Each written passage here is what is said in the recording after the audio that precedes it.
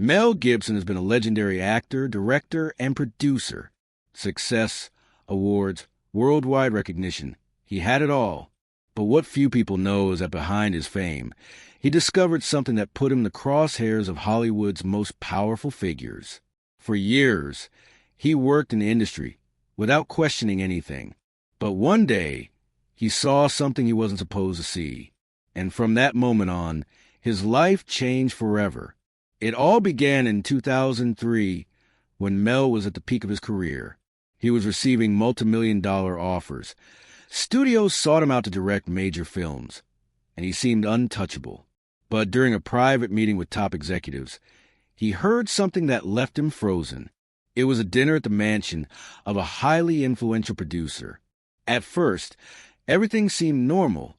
Laughter, toasts, multi-million-dollar contracts. But when the meeting became more private, the conversation changed. Mel overheard a group of powerful men talking about things that didn't seem real. Things that had nothing to do with cinema but with control, money, and influence behind the scenes. At one point, one of the men looked at him intently and said, "Mel, you're at the top, but there are things best left unspoken." Gibson smiled uncomfortably, but deep inside, he felt that something wasn't right. That night, when he returned home, he noticed something strange. A black car parked on the corner, with no lights on. At first, he thought it was just a coincidence, but as soon as he stepped inside, his phone rang from an unknown number. He answered the call, and all he heard was a distorted voice saying, "Stop asking questions." And then the line went dead. Mel felt a shiver run down his spine. He hadn't told anyone anything. How did they know he was asking questions? But what happened the next day was even more terrifying. The next morning, Mel Gibson woke up with a strange feeling. He had barely slept, and the phone call from the night before still echoed in his mind. He got up, walked a window, and looked out onto the street. The black car was still there. But this time, someone was inside. A man in dark sunglasses and a black suit sat motionless, staring directly at his house. Mel felt his skin prickle. Who was that person? Were they watching him? He decided to ignore it for the moment. He had work to do. That day, he was meeting with his team to move forward with The Passion of the Christ, a film he knew would change the history of cinema. But what he didn't know was that it would also change his life forever. As he left his house, the black car slowly pulled away and followed him at a distance. Mel tried to act normal, but his heart pounded. Something was happening, something bigger than he could understand. When he arrived at his office, his assistant looked at him with concern. "Mel, this is weird," she said, showing him her screen. In her email inbox, there was a message with no sender. It contained only one line: "Do not make this movie." Mel felt a knot in his stomach. First the call, then the car, and now this. He took a deep breath and tried to focus on his work. But just as he was reviewing some scenes, something happened that defied all logic. The lights began to flicker. The computers shut down all at once. A freezing wind swept through the office, as if an invisible presence had entered the room. And then he saw it, on his computer screen. Just before it went black, a fleeting image of a face appeared. A face he didn't recognize, but felt like he had seen before. And the most chilling part was that the face was staring directly at him. Mel felt the air grow heavy. What was happening? And more importantly, why were they trying to stop him? Mel Gibson stood up from his chair, his heart pounding in his throat. What he had just seen on the screen couldn't be a coincidence. He took a deep breath, trying to calm himself. But deep down, he knew something dark was happening. He walked to the bathroom, splashed water on his face, and looked at himself in the mirror. His skin was pale, his eyes restless. It wasn't fear. It was a feeling of standing on the edge of discovering something he wasn't supposed to. At that moment, his phone vibrated. A message. No sender. Leave now. Mel felt a chill run down his spine. Leave where? The office? The movie? Hollywood itself? He turned quickly, and his stomach twisted. The bathroom door was open. He had closed it. "Hello?" He whispered, but no one answered. He rushed out of the bathroom and back to his office. But something was different. The lights were off. His team was gone. And on his desk, there was a black envelope. Mel picked it up with trembling hands and slowly opened it. Inside was a single photograph, a blurry black and white image taken decades ago. In the photo, a group of men in suits sat around a table. All of them stared directly at the camera. But what sent a shiver through Mel's spine was the man in the center. It was the same face that had appeared on his computer screen.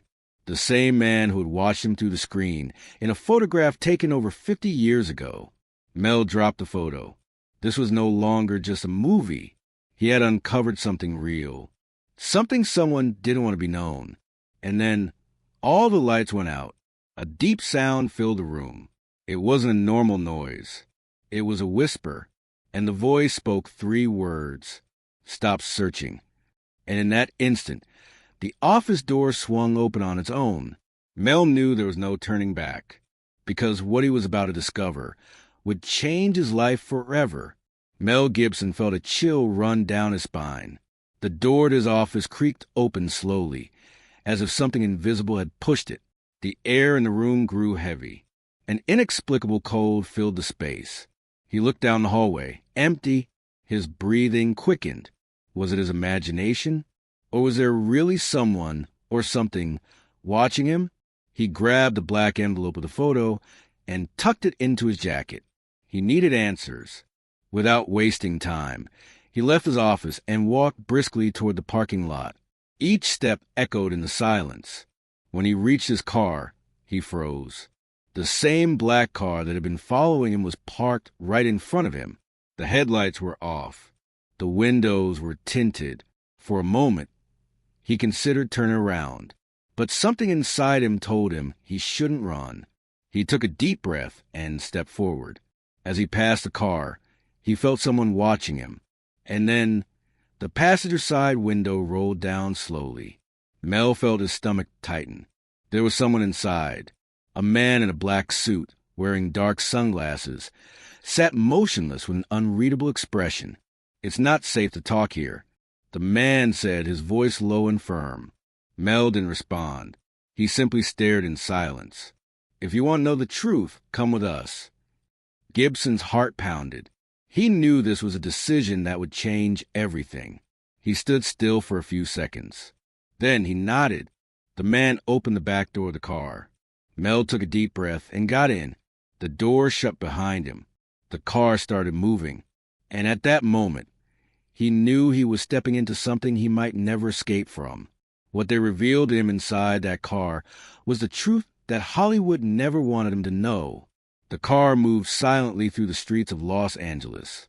Mel Gibson sat in the back, his eyes fixed on a man in the black suit sitting in front of him. The engine barely made a sound, and in the neon-lit city, everything felt unreal. "Where are you taking me?" he finally asked, trying to keep his composure. The man in dark glasses didn't turn his head. He simply answered in a cold voice. "To a place where questions have answers." Mel felt a chill run down his spine. He knew he was crossing an invisible line, stepping into something far bigger than he had ever imagined. After several minutes, the car turned onto a private road, hidden among the hills. It was a road that appeared on no map. Finally, they arrived at an old windowless building, surrounded by a tall concrete wall. No cameras, no cell signal. The car door opened automatically. "Step out." Mel swallowed hard and exited. The air was cold. He looked around. There were no signs of life. One of the men in suits approached and pulled a small device from his pocket. It looked like a scanner. "Before you go in, we need to know how far you're willing to go." Mel stared at him. "I just want the truth." The man smirked slightly. "That's exactly what we were afraid of." The building's metal door opened with a deep mechanical sound. Inside, there was only darkness. "Go ahead, Mr. Gibson. It's time for you to see what no one else dares to." Mel took a step forward. And as soon as he crossed the threshold, the lights flickered on automatically. What he saw inside took his breath away. Dozens of files. Classified documents with names of actors, directors, musicians, and one folder with his own name on the cover. But the most unsettling thing was in the center of the room. A massive monitor displayed a live video feed of him. Inside the car, just minutes ago. Mel felt his stomach tighten. How is this possible? One of the men stepped closer and whispered in his ear, "We've always been one step ahead." Mel turned quickly to confront him, but the man was gone. The cold in the room became unbearable. And then the screen changed. A single phrase appeared in red letters. "You can't escape anymore." The lights went out, and everything fell into silence. The darkness was absolute. Mel Gibson felt his breathing grow faster. The air in the room became dense, as if something invisible was wrapping around him. "What the hell is this?" he whispered, trying to stay calm. Then a deep humming sound filled the room. Suddenly, a red light flickered on one of the screens, and the same phrase appeared again, but this time accompanied by something else. "You can't escape anymore." Below it, a video began to play. It was a black and white recording, grainy and low quality. It looked old, but the terrifying part was that he was in it. Mel Gibson appeared on the screen, but not as he looked now. He seemed younger, at least 30 years younger. The video showed a room similar to the one he was in now. He was sitting at a table, surrounded by the same men in black suits who had brought him here.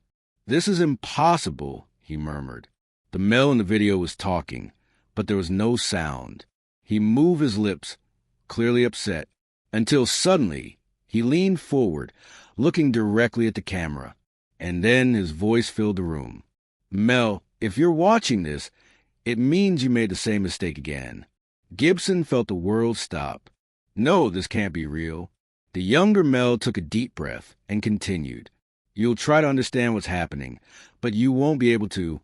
On the screen, the younger Mel pointed to something outside the frame, as if speaking to someone else in the room. They've been doing this for a long time. Erasing, resetting, manipulating history. Mel felt his legs tremble. "They will erase me, Mel, like they did before." A loud thud echoed in the recording. Someone had entered the room. The younger Mel leaned forward and whispered, "Don't trust anything, not even yourself." The screen went black, and the room fell into complete silence. Mel Gibson stepped back, feeling his entire body tremble. This wasn't just a conspiracy, it was a warning. And the worst part was that it came from himself. Mel Gibson felt a chill run down his spine. Everything he was seeing defied logic. How was it possible that a video existed of himself warning that they would erase him? The air in the room grew heavier. The deep buzzing sound returned. Suddenly, the screens lit up again. This time, they displayed scenes from his life. Film projector moments from his childhood in Australia. Film projector his first Hollywood audition. Film projector the night he won an Oscar. But something was off. The images started changing before his eyes. People's faces morphed. Places disappeared. It was as if someone was rewriting his past in real time. No, this can't be happening. Then, a phrase appeared on the main screen. "Preparing for reset." Mel felt a lump in his throat. What did that mean? Suddenly, the lights went out. An icy chill filled the room. And then he heard it, breathing. But it wasn't his own. "We know you're awake." A voice whispered from the darkness. Mel turned quickly, but there was no one there. "Who are you?" he asked, his voice shaking. Silence was the only response. And then a figure emerged in the shadows. It was not human.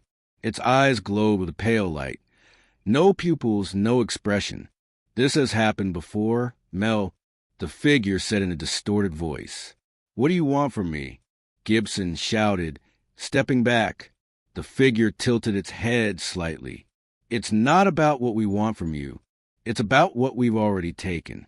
Mel felt his mind shatter into 1,000 pieces. Everything he believed was now in doubt. He tried to run toward the door, but the door was gone. Only endless darkness remained. And then The voice whispered one last time. It's time to start over. The ground disappeared beneath his feet. Mel fell and fell until everything turned white. The end. Remember, this story is fiction. Or is Hollywood hiding more than we imagine? If you enjoyed this video, subscribe and turn on the notification bell for more incredible stories. Let us know your theory in the comments. What do you think Mel Gibson discovered?